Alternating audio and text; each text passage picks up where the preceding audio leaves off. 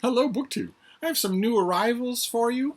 There won't be any of the vicarious thrill of opening packages with me, but there are still new books that I thought you ought to know about, just in case they interest you as much or more than they interest me. So we've got a stack of titles to go through. They range all over the map. And we'll start with this. This is a David Murphy book, if ever there were one. This is Michael Heinrich. This is translated by Alexander Locascio, and it's called How to Read Marx's Capital. Commentary and explanations on the beginning chapters.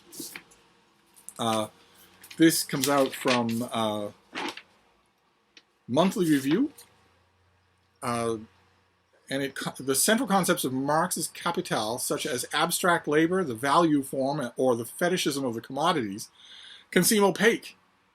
And the prospect of comprehending Marx's thought can be truly daunting. Until, that is, we pick up this book.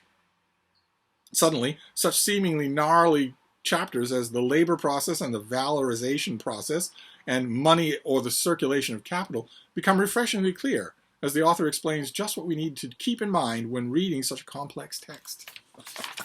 So it'd be kind of pointless to send this to David Murphy. He knows the book better than the author of this book does. But one of you, maybe not. Where are we going to put these things? Where are we going to put these things so they don't fall?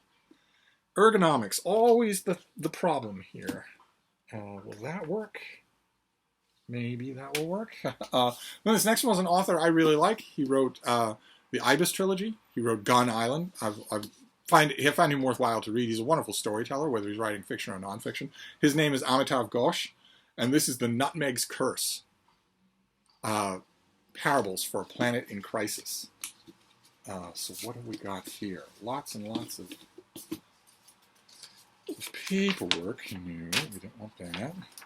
No, we don't want that either. Does this thing not have paperwork of its own? No, it doesn't. All right, well, let's see what we have here. A powerful work of history, essay, testimony, and polemic. Amitav Ghosh's new book traces our contemporary planetary crisis back to the discovery of the New World and the sea route to the Indian Ocean. The Nutmegs Curse argues that the dynamics of climate change today are rooted in a centuries-old geopolitical order constructed by Western colonialism. At the center of his narrative is the now ubiquitous spice nutmeg. The history of the nutmeg is one of the conquest and exploration of both human life and natural environment. In this author's hands, the story of the nutmeg becomes a parable for our environmental crisis, revealing the ways human history has always been entangled with earthly materials such as spice, tea, sugarcane, opium, and fossil fuels. Our crisis, he shows, is ultimately the result of the mechanistic view of the earth, where nature exists only as a resource for humans to use for our own ends, rather than as a force of its own, full of agency and meaning.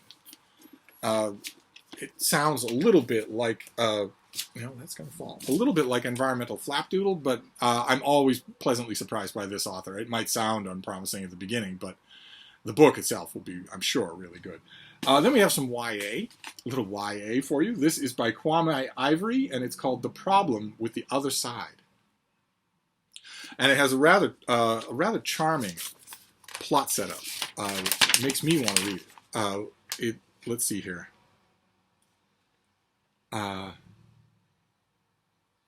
Well now. Okay, here we go. A campaign for student body president is slowly taking over his high school, but sophomore Yuli would rather watch old westerns with his new girlfriend Sally than get involved. His older sister Regina feels differently. She is fed up with the undertones of white presidential candidate Leona Walls' comments about the school's black students. And after Leona gives an especially inflammatory cafeteria speech, Regina decides to run against her and asks Yuli to be her campaign manager. Yuli would rather do anything else, including spend time with Sally, than get involved. Why focus on the bad and ugly when his days with Sally are so good? But his loyalty to his sister wins out, and he agrees. Meanwhile, Sally has no interest in managing her sister's campaign. But how can she say no? After their parents' death, Leona is practically her only family. Even after Leona is accused of running a racist campaign that targets the school's students of color, including Sally's boyfriend Yuli, Sally wants to give her sister the benefit of the doubt. But how long can she ignore the ugly truth behind Leona's actions? So you've got boyfriend and girlfriend who end up on opposite sides of a high school presidential race, charged with racism, racial politics, and whatnot. Don't know how convincing it will be. Did I say when this comes? Oh, this came out on September 7th. So this is out in your bookstores already, if that description sounded interesting to you. I don't know how convincing some of it will be. If Leona really did make a cafeteria school speech that was in any way racist, she would be completely destroyed. She wouldn't still be running a high school presidential campaign. She would be canceled on social media. Her house would have been firebombed. Her parents would have lost their job. She would be expelled from the school.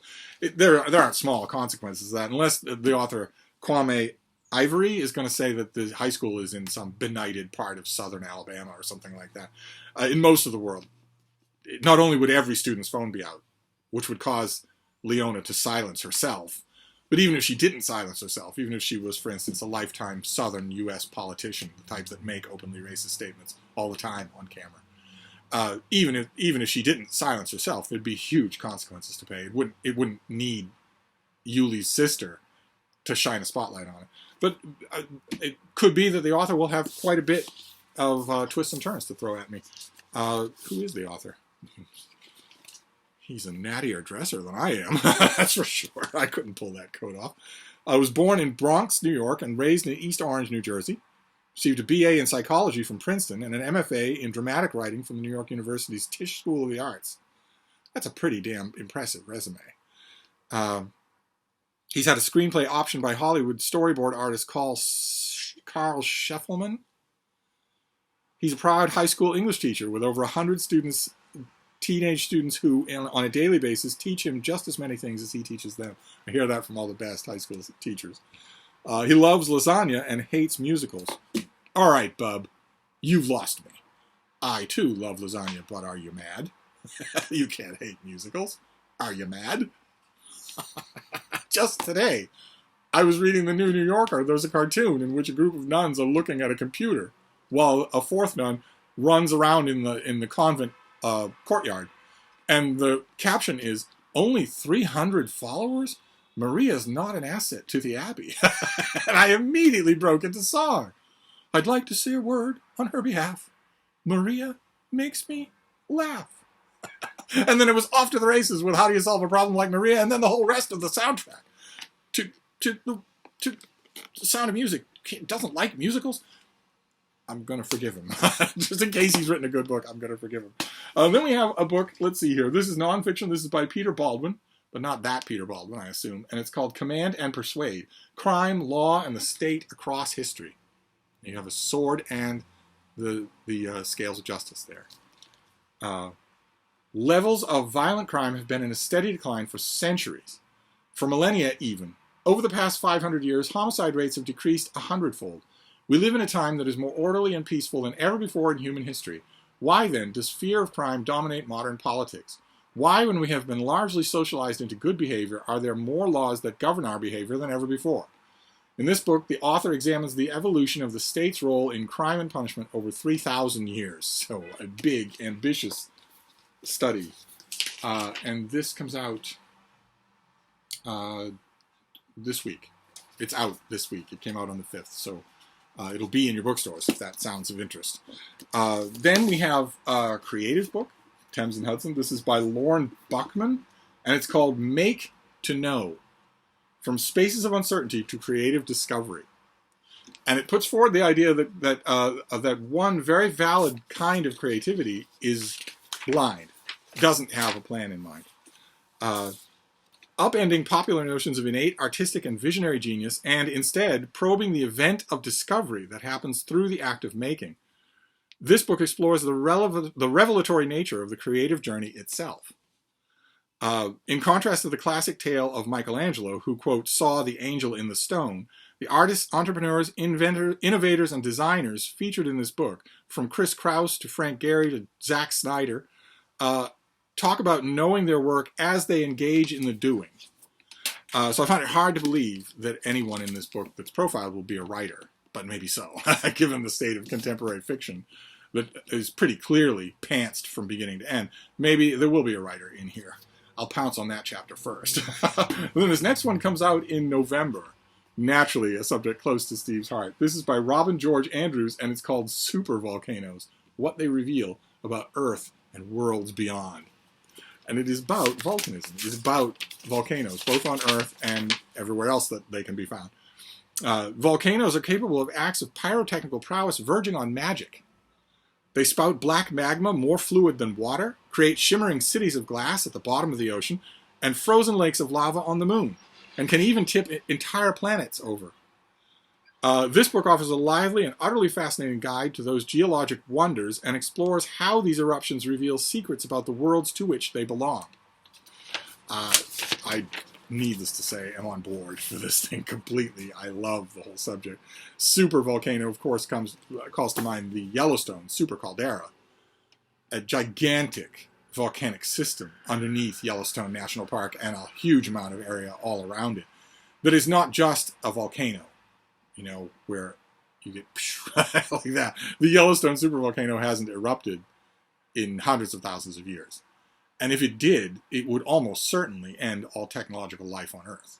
It would certainly end all kinds of, any kind of agricultural production anywhere in the Northern Hemisphere for a long, long time, at least a few years. It would be an extinction level event if it were to happen. And it could easily happen. I mean, there's no law that says we're given that they're guaranteed any kind of time. It could happen tomorrow. So I'm sure that the yellow. I don't think this has an index. This is an advanced copy. Yeah, this doesn't. It has the further reading, but it doesn't have an index. So I don't know how often the Yellowstone super caldera is, unless it has its own chapter. If it has its own chapter, I may read that right away. Oh well, no, I don't know. I don't know if it does or not. It's fascinating to me. And I just read that book, Fire and Ice, about volcanoes on other worlds, on worlds that aren't Earth, in the solar system. That has me primed for this, so I'm glad to get to it. And then the last book that we're going to do here is a children's book by Louise Edridge. I guess this is a reissue. I don't really know it. It's called Grandmother's Pigeon, and the illustrations are by Jim LaMarche. And it's about a young family whose grandmother is kind of mythical on her own. And at one point, she's larger than life. And at one point, she decides she's leaving the family. She's riding a porpoise to go across the sea. And in her absence, the family sort of sadly, there's a wonderful picture here. They go into her room. They want to kind of protect her stuff from mice or anything like that. And wonder if maybe they should box some of it up. They left her room just as it was. But now they're wondering if they need to go through it all because it looks like she's not coming back. And there's this wonderful picture. There is the family, the mother, the two children, and the father going through her stuff. Look at the mother on the bed. Look at the children. They're not happy. They might be exploring all sorts of interesting new things, but they're sad about it. That's a wonderful photo, or illustration. That's just wonderful.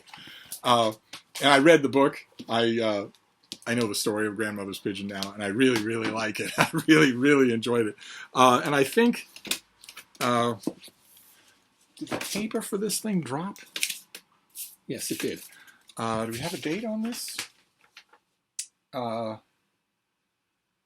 it just says September, so it's out already. Just September, but I don't have any specific date on it. But there you go. Those are some new arrivals. A kid's book, a YA book, some nonfiction, and